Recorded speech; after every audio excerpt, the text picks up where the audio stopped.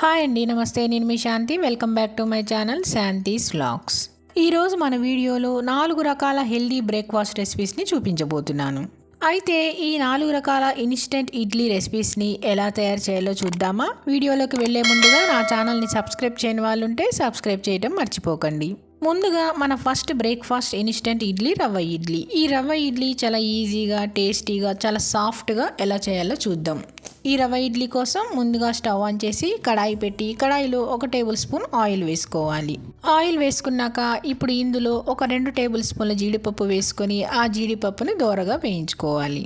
ఇలా జీడిపప్పు వేగిన తర్వాత వీటిని ఒక బౌల్లోకి తీసేసుకోవాలి. ఇప్పుడు ఇదే కడాయిలో మరో టేబుల్ స్పూన్ ఆయిల్ వేసుకొని 1 స్పూన్ జీలకర్ర, 1 స్పూన్ ఆవాలు, 1 స్పూన్ మినపప్పు, 2 టేబుల్ స్పూన్ల పచ్చిశనగపప్పు వేసుకొని ఈ తాలింపుని వేయించుకోవాలి. తాలింపు అనేది కొద్దిగా వేగిన తర్వాత ఇప్పుడు ఇందులో ఒక చిన్న అల్లం ముక్కను తీసుకొని చిన్న చిన్న ముక్కలుగా కట్ చేసుకుని వేసుకోవాలి. అలానే ఇందులో 3 పచ్చిమిర్చిని ఇలా ముక్కలుగా కట్ చేసుకొని వేసుకోవాలి. అలానే కొద్దిగా ఇంగును కూడా వేసుకొని ఇప్పుడు వీటన్నిటిని వేయించుకోవాలి. మనం వేసుకున్న అల్లం, పచ్చిమిర్చి ముక్కలు బాగా వేగిన తర్వాత ఇప్పుడు ఇందులో కొద్దిగా కరివేపాకును ఇలా సన్నగా కట్ చేసుకొని వేసుకొని ఈ కరివేపాకు వేగేంత వరకు వేయించుకోవాలి.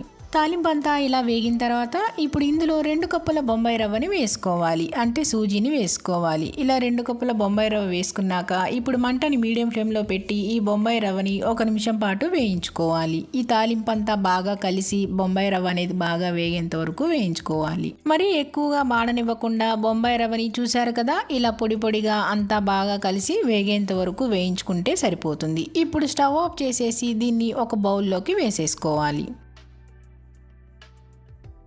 ఇలా మనం వేయించుకున్న రవ్వ అంతా బౌల్లోకి వేసుకున్నాక ఇప్పుడు ఇందులో 2 కప్పుల పెరుగు వేసుకోవాలి. 2 కప్పుల రవ్వకి 2 కప్పుల పెరుగుని వేసేసుకొని ఈ పెరుగంతా బాగా రవ్వలో కలిసేలాగా కలిపేసుకోవాలి. ఇలా మనం ఇన్స్టెంట్గా రవ్వ ఇడ్లీని ప్రిపేర్ చేసుకునేటప్పుడు ఇలా తాలింపు వేసుకొని మనం రవ్వ ఇడ్లీని చేసుకుంటే టేస్ట్ అనేది చాలా చాలా బాగుంటుంది. చూడటానికి కూడా మనకి ఇడ్లీలు అనేవి చాలా బాగుంటాయి. ఇలా కలిపేసుకున్నాక ఇందులో 1 కప్పు నీళ్లు పోసుకొని ఇప్పుడు ఈ నీళ్ళన్నీ బాగా కలిసేలాగా కలిపేసుకోవాలి. మనం ఇంట్లో ఇడ్లీ పిండిని ఎలా ప్రిపేర్ చేసుకుంటామో ఆ విధంగా కలుపుకుంటే సరిపోతుంది. ఇలా బాగా కలిసేలా కలుపుకున్నాక ఇప్పుడు ఇందులో 1/2 టీ స్పూన్ బేకింగ్ సోడాని అలానే రుచికి సరిపడంత ఉప్పుని వేసేసుకొని ఈ 2 బాగా కలిసేలాగా కలిపేసుకోవాలి. మీ దగ్గర బేకింగ్ సోడా లేకపోతే బేకింగ్ పౌడర్ని కానీ లేదా ఎటువంటి ఫ్లేవర్లు లేని ఈనో పౌడర్ని అయినా వేసుకోవచ్చు. ఇలా మొత్తం బాగా కలిసేలా కలుపుకున్నాక ఇప్పుడు దీని మీద మూత పెట్టి ఒక 10 నిమిషాల పాటు పక్కన పెట్టేసుకోవాలి.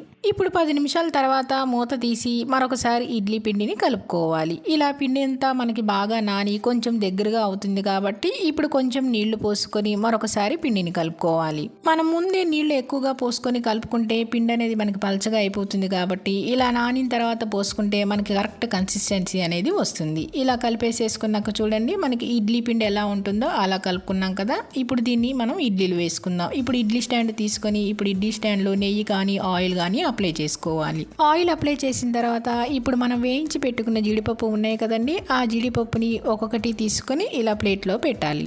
జీడిపప్పు అనేది మీకు కావాలంటే తీసుకోవచ్చు, లేదంటే స్కిప్ చేసుకోవచ్చు. ఇలా జీడిపప్పు పెట్టి ఇడ్లీ వేయటం వల్ల పిల్లలు చాలా ఇష్టంగా తినేసేస్తారు. తర్వాత ఇప్పుడు ఇడ్లీ పిండిని తీసుకొని ఇప్పుడు ఈ ప్లేట్లోకి 1/2 వంతు దాకా వేసుకోవాలి. మరీ ఎక్కువగా ఫుల్గా వేస్తే మనకి ఇడ్లీలు అనేవి పొంగిపోయి ప్లేట్ అంతా అయిపోతుంది. ఇలా 1/2 వంతు వేస్తే మనకి ఇడ్లీలు అనేవి కరెక్ట్గా వస్తాయి. ఇలానే అన్ని ప్లేట్లకి ఆయిల్ అప్లై చేసుకొని ఇడ్లీ పిండిని వేసుకోవాలి. అన్ని ప్లేట్లలోకి ఇలా ఇడ్లీ పిండి వేసుకున్నాక ఇప్పుడు ఇడ్లీ పాత్ర తీసుకుని ఇడ్లీ పాత్రలో 2 గ్లాసులు నీళ్లు పోసుకొని ఈ ఇడ్లీ స్టాండ్ని అందులో పెట్టుకుని స్టవ్ ఆన్ చేసి స్టవ్ మీద పెట్టి 1/2 గంట సేపు ఉడికించుకోవాలి. 1/2 గంట తర్వాత స్టవ్ ఆఫ్ చేసేసి 1 నిమిషం ఆగి మనం ఇడ్లీని తీసుకోవాలి. ఇలా 1 నిమిషం ఆగి ఇడ్లీలు తీసుకుంటే చూడండి మనకి ఇడ్లీలు అనేవి ఎంత చక్కగా వచ్చాయో. ఇన్స్టెంట్గా అప్పటికప్పుడు ఎంతో టేస్టీ అయిన ఇడ్లీలను అలాగే ఇలా పోపు పెట్టిన ఇడ్లీలను ఈజీగా చేసేసుకోవచ్చు. ఇంకెందుకండి ఆలస్యం, ఈ రవ్వ ఇడ్లీలను అప్పటికప్పుడు ఇన్స్టెంట్గా మీరు కూడా తప్పకుండా ట్రై చేయండి. ఇవి మీకు ఎలా వచ్చినాయో తప్పకుండా కామెంట్స్లో తెలియజేయడం మర్చిపోకండి. ఇప్పుడు మన సెకండ్ ఇన్స్టెంట్ ఇడ్లీ రాగి ఇడ్లీ. ఈ రాగి ఇడ్లీను ఎలా చేయాలో చూద్దాం. రాగి ఇడ్లీ కోసం స్టవ్ ఆన్ చేసి ప్యాన్ పెట్టి ప్యాన్లో 1 కప్పు దాకా రాగి పిండి వేసుకోవాలి. రాగి పిండి వేసుకున్నాక ఇప్పుడు మంటని మీడియం ఫ్లేమ్లో పెట్టి 1 నిమిషం పాటు ఈ రాగి పిండిని వేయించుకోవాలి. మరీ ఎక్కువగా కాకుండా మాడకుండా ఇలా నిదానంగా కలుపుకుంటూ కొంచెం వేడెక్కేంత వరకు వేయించుకోవాలి.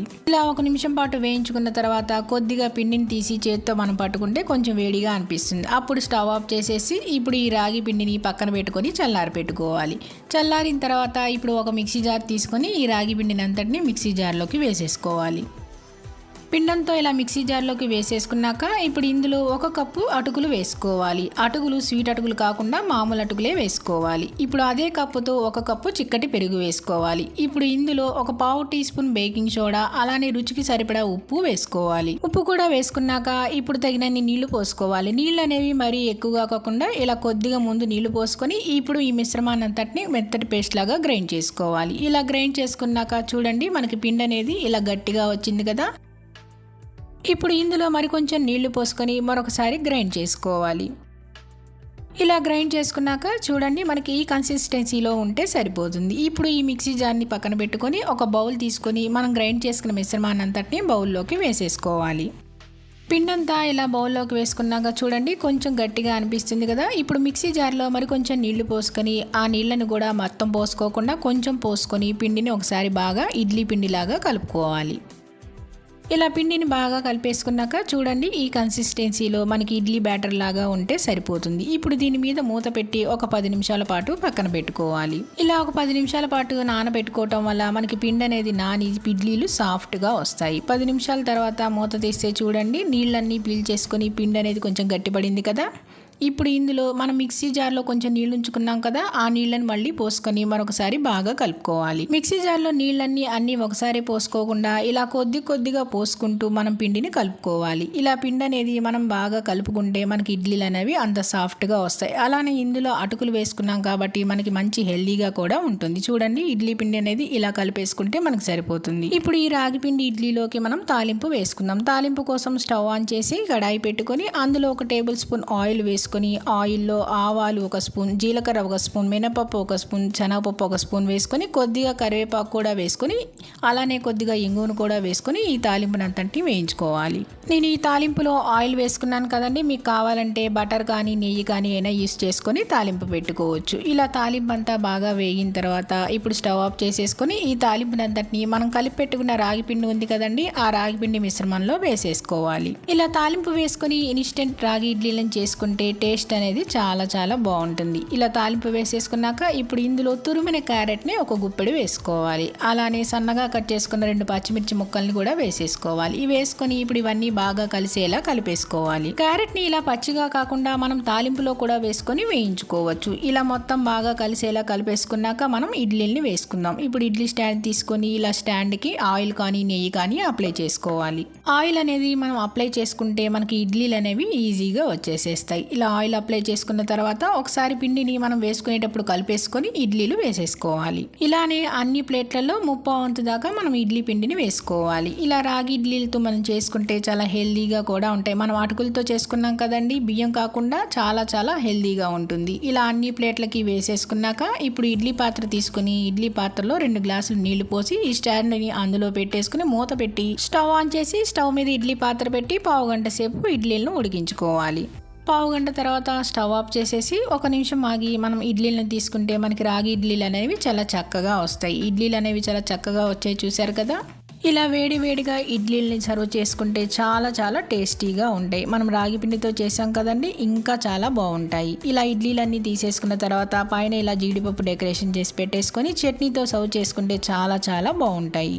చూసారు కదా, ఇలా ఇన్స్టెంట్గా అప్పటికప్పుడు ఎంతో హెల్దీగా చాలా సింపుల్గా సాఫ్ట్గా రాగి ఇడ్లీని ప్రిపేర్ చేసుకోవచ్చు. ఈ ఇడ్లీలను ఇలా చట్నీతో కానీ కారపొడితో కానీ వేసుకొని సర్వ్ చేసుకోవచ్చు. చాలా టేస్టీగా ఉంటాయి. అలానే రోటి పచ్చడితోనైనా మీరు తినేయచ్చు, అంత బాగుంటాయి. మరి ఇంకెందుకంటే ఆలస్యం, ఈ రాగి ఇడ్లీని మీరు కూడా తప్పకుండా ట్రై చేయండి. Next 3rd instant idli oats idli. Oats idli కోసం స్టవ్ ఆన్ చేసి స్టవ్ మీద ప్యాన్ పెట్టి 1 కప్పు ఓట్స్ని తీసుకొని ప్యాన్లో వేసుకొని మంటని లో ఫ్లేమ్లో పెట్టి దోరగా ఒక 5 నిమిషాల పాటు ఫ్రై చేసుకోవాలి. ఓట్స్లో మనకి ఫైబర్ ఫైబర్, ప్రోటీన్, ఐరన్ అనేవి రిచ్గా ఉంటాయి. ఓట్స్తో మనం చాలా ఈజీగా రెగ్యులర్గా బ్రేక్ఫాస్ట్ కానీ డిన్నర్ కానీ చేసేసుకోవచ్చు. రోజు మన డైట్లో ఓట్స్ని తీసుకుంటే చాలా మన హెల్త్కి మంచిది. ఇలా ఒక 5 నిమిషాల పాటు ఓట్స్ని ఫ్రై చేసుకున్నాక ఓట్స్ అనేవి మనకు బాగా వేగినాయి కదా, ఇలా వేగితే సరిపోతుంది. ఇప్పుడు స్టవ్ ఆఫ్ చేసేసి ఈ ఓట్స్ని ఒక మిక్సీ జార్ తీసుకుని ఆ మిక్సీ జార్లోకి వేసేసుకోవాలి. ఓట్స్ని మొత్తం ఇలా మిక్సీ జార్లోకి వేసేసుకున్నాక ఫైన్ పౌడర్ లాగా గ్రైండ్ చేసుకోవాలి. ఇలా గ్రైండ్ చేసుకున్నాక ఓట్స్ని చూడండి ఇలా మెత్తటి పౌడర్ లాగా చేసుకుంటే సరిపోతుంది. ఇప్పుడు ఈ పౌడర్ని ఒక బౌల్ తీసుకొని ఆ బౌల్లోకి వేసేసుకోవాలి.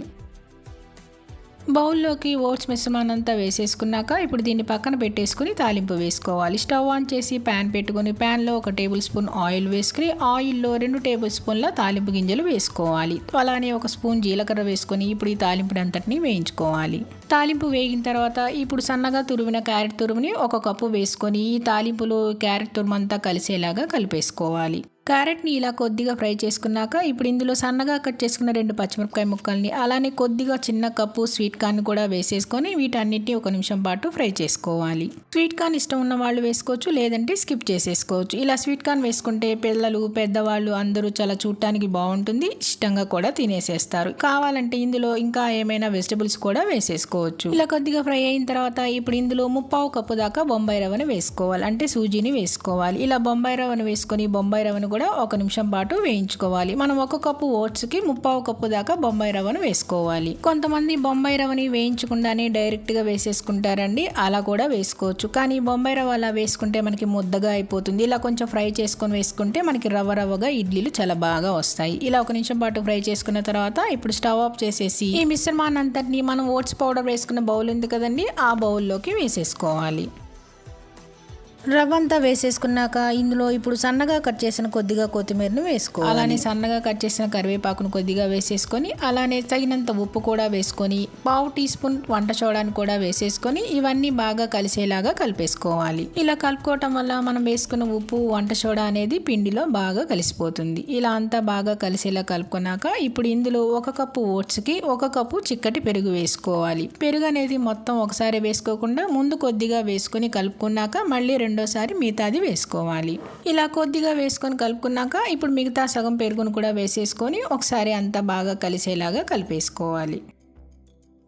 పెరుగంతా ఇలా కలిసేలా కలుపుకున్నాక ఇప్పుడు ఇందులో 1 కప్పు నీళ్లు తీసుకొని ఆ నీళ్ళను కూడా కొద్దిగా పోసుకుంటూ మనం ఇడ్లీ పిండిలాగా కలుపుకోవాలి. ఇలా నీళ్ళను కూడా మొత్తం ఒకసారి పోసుకోకుండా మనకి ఇడ్లీ పిండి ఏ విధంగా ఉంటుందో ఆ బ్యాటర్ అలా ఉండేలా కలుపుకోవాలి. ఇలా చూడండి, ఇలా ఉంటే మనకి సరిపోతుంది. ఇలా కలిపేసుకున్నాక ఇప్పుడు దీని మీద మూత పెట్టేసి ఒక 10 నిమిషాల పాటు పక్కన పెట్టేసుకోవాలి.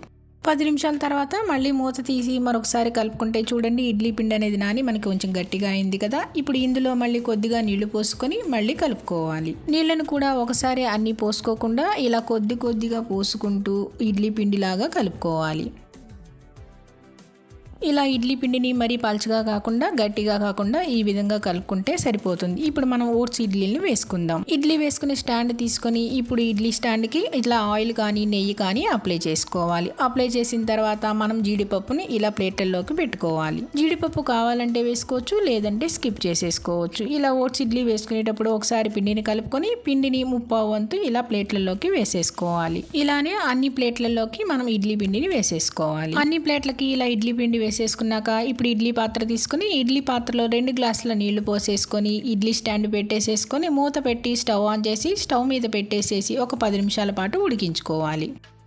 10 నిమిషాల తర్వాత స్టవ్ ఆఫ్ చేసేసి మూత తీసి ఇలా చాకుతో కానీ స్పూన్తో కానీ మనకి పిండి అనేది అంటుకోకుండా ఉంటే ఇడ్లీలు అనేవి చక్కగా ఉడికిపోయినట్లు. ఇప్పుడు ఇడ్లీ పాత్రలోంచి ఇడ్లీ స్టాండ్ తీసేసుకొని 1 నిమిషం ఆగి మనం ఇడ్లీని తీసుకుంటే చూడండి ఓట్స్ ఇడ్లీ చాలా చక్కగా వచ్చాయి కదా. చూడండి ఇడ్లీలు పొంగి చాలా సాఫ్ట్గా వచ్చాయి కదా. ఇలా ఓట్స్తో ఇలా ఇడ్లీలు కానీ ఉప్మా కానీ ఏ బ్రేక్ఫాస్ట్ అయినా కానీ ఈజీగా చేసేసుకోవచ్చు. ఇలా చట్నీతో సర్వ్ చేసుకొని తింటే చాలా టేస్టీగా ఉంటాయి. చూడటానికి కూడా చూడండి ఇడ్లీలు ఎంత బాగున్నాయో, పిల్లలు కూడా చాలా ఇష్టంగా కూడా తినేసేస్తారు, అంత బాగున్నాయి. మరి ఇంకెందుకంటే ఇంకెందుకండి ఆలస్యం, ఈ ఇన్స్టెంట్ ఓట్స్ ఇడ్లీని మీరు కూడా తప్పకుండా ట్రై చేయండి. ట్రై చేసి మీకు ఎలా వచ్చిందో కామెంట్స్లో తెలపండి. నెక్స్ట్ మన ఫోర్త్ ఇన్స్టెంట్ ఇడ్లీ జొన్న ఇడ్లీ. జొన్న ఇడ్లీ కోసం స్టవ్ ఆన్ చేసి స్టవ్ మీద ప్యాన్ పెట్టి 1 కప్పు జొన్న పిండిని తీసుకొని జొన్న పిండిని ప్యాన్లో వేసుకొని మంటని మీడియం ఫ్లేమ్లో పెట్టి దోరగా 5 నిమిషాల పాటు ఫ్రై చేసుకోవాలి.